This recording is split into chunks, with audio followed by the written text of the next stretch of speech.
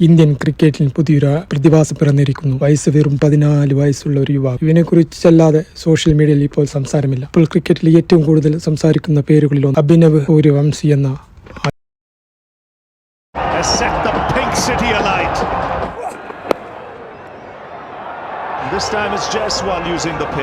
ചെറു പയ്യൻ. 2021 മാർച്ച് 27 ബീഹാറിലെ സമസ്തിപൂരിൽ ജനിച്ച വൈഭവിന് 4-ാം വയസ്സിൽ തന്നെ ക്രിക്കറ്റിനോട് താല്പര്യം തുടങ്ങി. അതുകൊണ്ട് അത് മനസ്സിലാക്കിയ അച്ഛൻ 9-ാം വയസ്സിൽ തന്നെ അക്കാദമിയിൽ ചേർത്തു.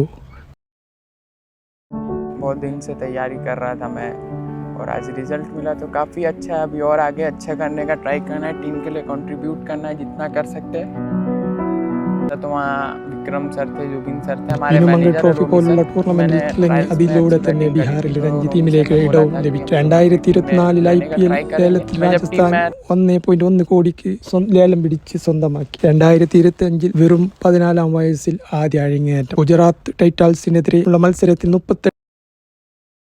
101 റൺസ്, അതും 11 സിക്സും 7 4 അടങ്ങുന്ന അതിഗംഭീരമായ ഇന്നിംഗ്സ് ആയിരുന്നു. ഇന്ത്യൻ ചരിത്രത്തിൽ മാത്രമല്ല, വേൾഡ് ചരിത്രത്തിൽ 2ാമത്തെ സെഞ്ചുറി കൂടിയാണ്, വേഗതയേറിയ 2ാമത്തെ സെഞ്ചുറി കൂടിയാണ് താഴം കാഴ്ചവെച്ചത്. അതേപോലെ തന്നെ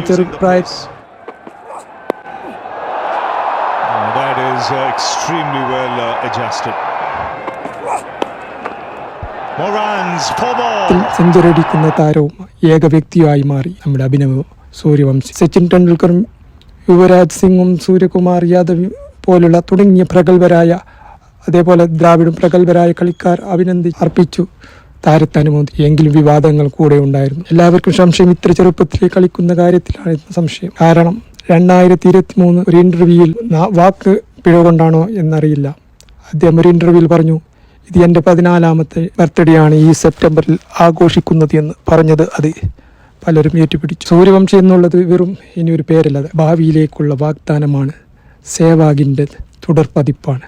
2ാം സേവാഗ് ഉദയം ചെയ്തിരിക്കുന്നു എന്ന് വേണം നമുക്ക്. ഇതുപോലെയുള്ള കൗതുകരമായ ക്രിക്കറ്റ് വീഡിയോകൾക്ക് അക്ര വ്ലോഗ് സബ്സ്ക്രൈബ് ചെയ്യുക. നിങ്ങളുടെ വിലയേറിയ അഭിപ്രായങ്ങൾ താഴെ കമന്റ് ബോക്സായി രേഖപ്പെടുത്തുക.